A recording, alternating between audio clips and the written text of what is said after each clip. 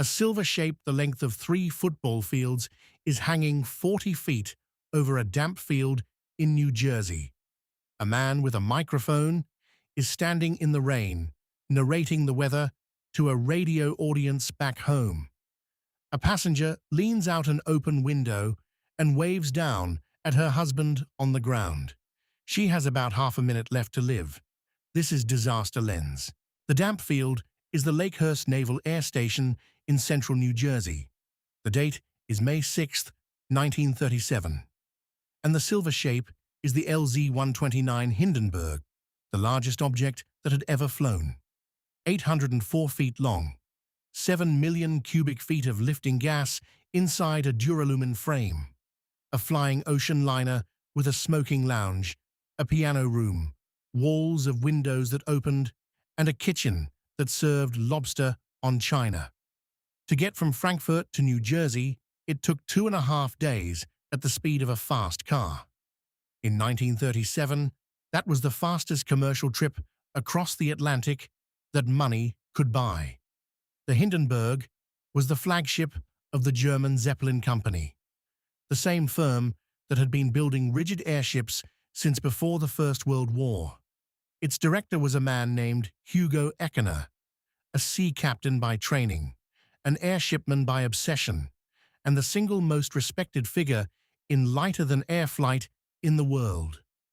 Eckener had flown Zeppelins around the globe. He had flown them to the Arctic.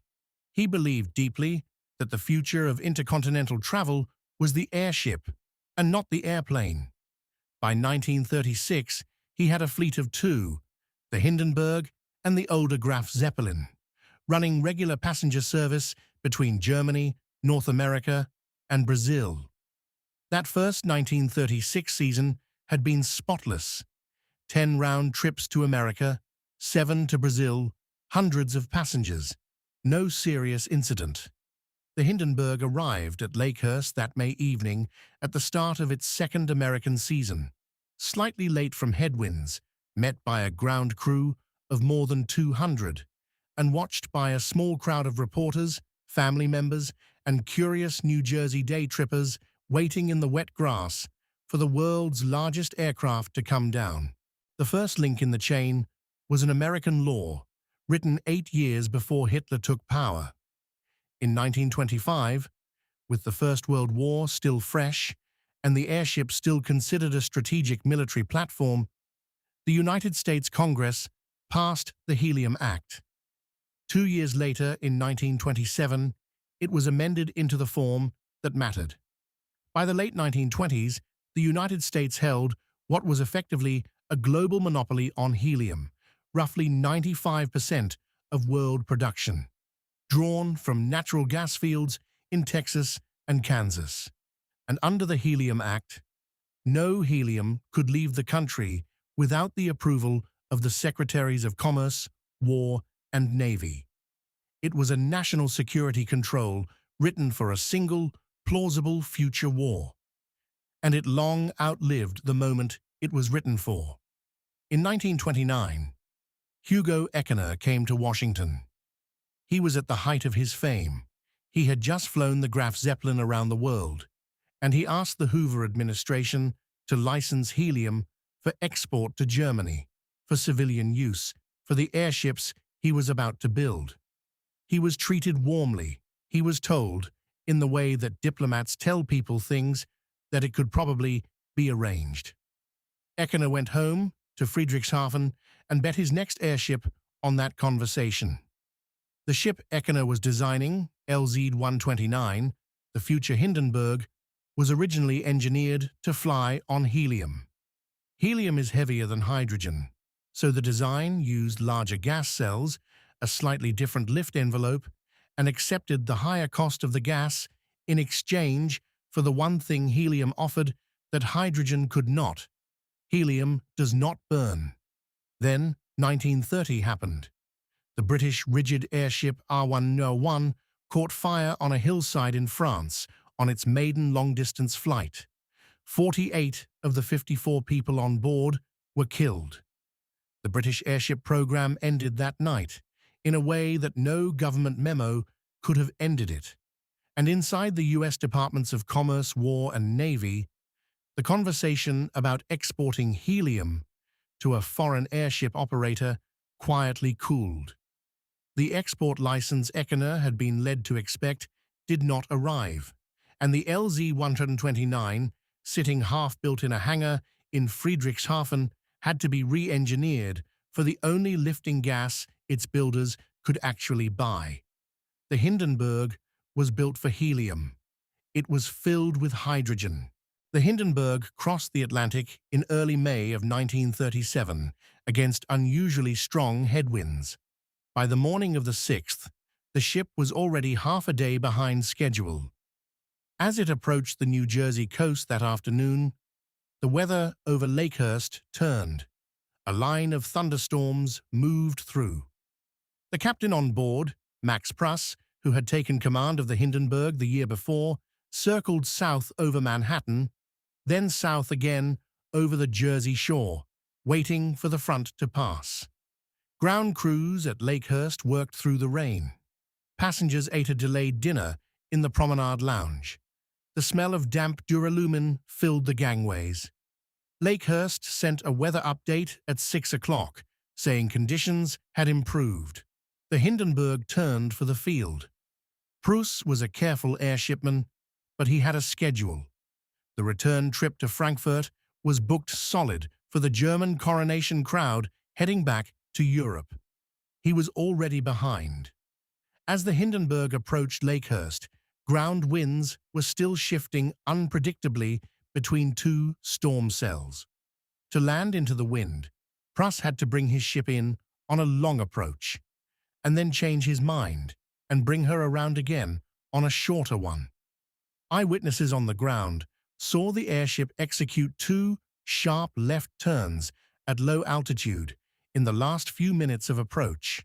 The Hindenburg was 804 feet of fabric and metal, and she was being asked to handle like a small boat. At 10 minutes past 7 local time, the Hindenburg was hanging 40 meters over the Lakehurst field, dropping her mooring lines. Ground crews took up the ropes. The radio reporter, a Chicago newsman named Herbert Morrison, sent down to record a routine arrival for delayed broadcast, was speaking into a microphone in the rain.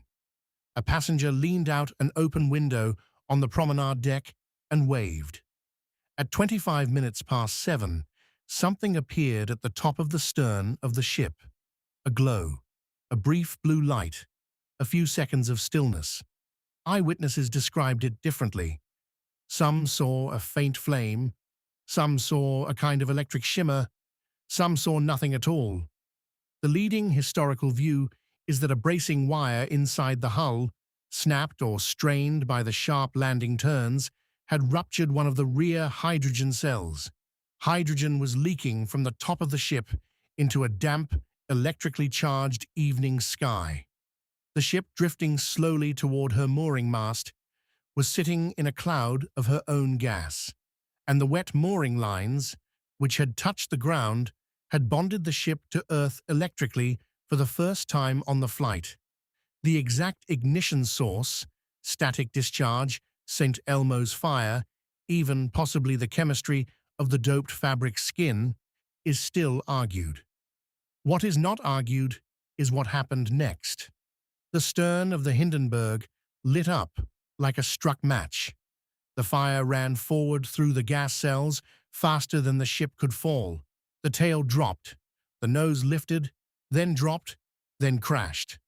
Within 32 seconds, the largest aircraft ever built was a burning skeleton on the wet ground at Lakehurst. Of the 97 souls on board, 62 survived. Passengers and crew who jumped from windows, dropped from gangways, and were dragged from the wreckage by ground crews running into the fire. 35 people on board died. One member of the ground crew, hit by a falling water ballast tank, died with them. The Hindenburg disaster is, almost certainly, the most filmed and recorded peacetime catastrophe of the 1930s. Newsreel cameras from Pathé and Movietone were on the field for the routine arrival. Herbert Morrison's radio recording, the famous Oh the Humanity broadcast, went out in the days that followed. The world saw the airship burn from a dozen angles, and the world drew its conclusion within a week. Commercial passenger airship travel was over. The Graf Zeppelin, then halfway home from Brazil, completed her trip and was permanently grounded. No paying passenger ever boarded a rigid airship again. 3 months after the disaster, in August 1937, the United States Congress amended the Helium Act. For the first time since the law had been written 12 years earlier, the export of American helium for civilian airship use was permitted by statute. The Zeppelin company, already building its replacement airship, the LZ-130 Graf Zeppelin II, again designed for helium, submitted a purchase order through the German embassy. The order was negotiated. A contract for roughly 18 million cubic feet of helium was drawn up. Then, March 1938 happened. The German Wehrmacht crossed into Austria. The Anschluss made the political risk of selling military-grade lifting gas to the new Greater German Reich impossible to ignore. The Interior Secretary, Harold Ickes, who controlled the export approval under the Helium Act, refused to sign the contract. Secretary of State Cordell Hull pushed back. The case for the export was made on commercial grounds. Ickes did not move. The contract died at his desk.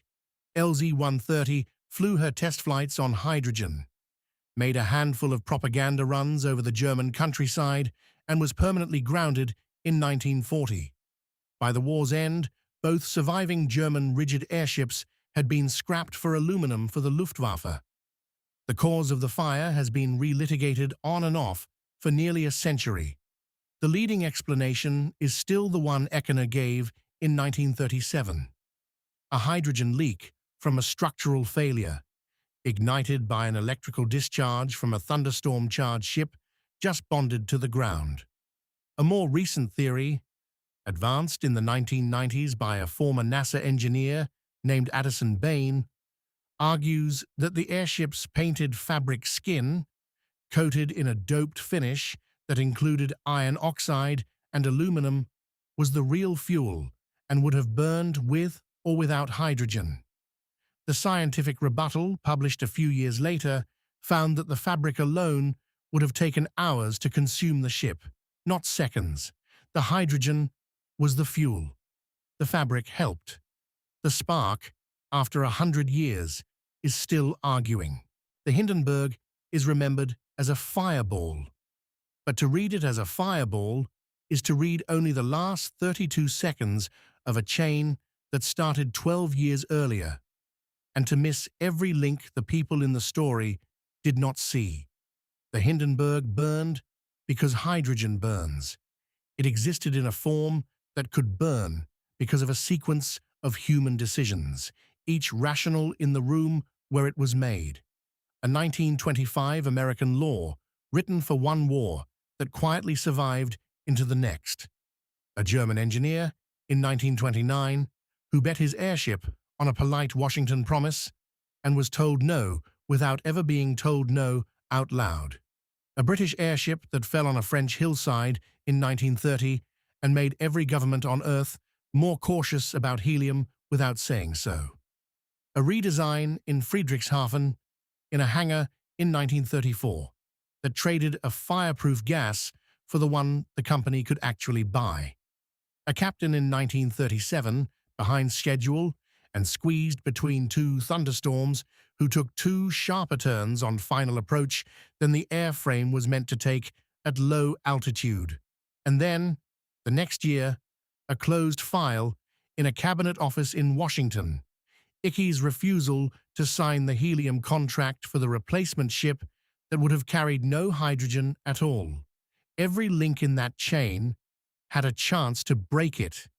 Helium might not have stopped the spark. The painted skin might still have caught, but it would almost certainly have turned a 32-second inferno into a slow burn the passengers walked away from. The era of the airship did not end because hydrogen is dangerous. It ended because the people with the power to break the chain, a Congress, an engineer, a captain, a cabinet secretary, each made a choice that on its own looked like the careful one. Every disaster is a chain of human decisions. The Hindenburg is the rare case where you can hold every link in your hand. And the lesson is the one nobody wants to learn, that the careful choice, made 12 years too early in a room with no airship in it, can still be the choice that lights the sky. That is what we are here to study.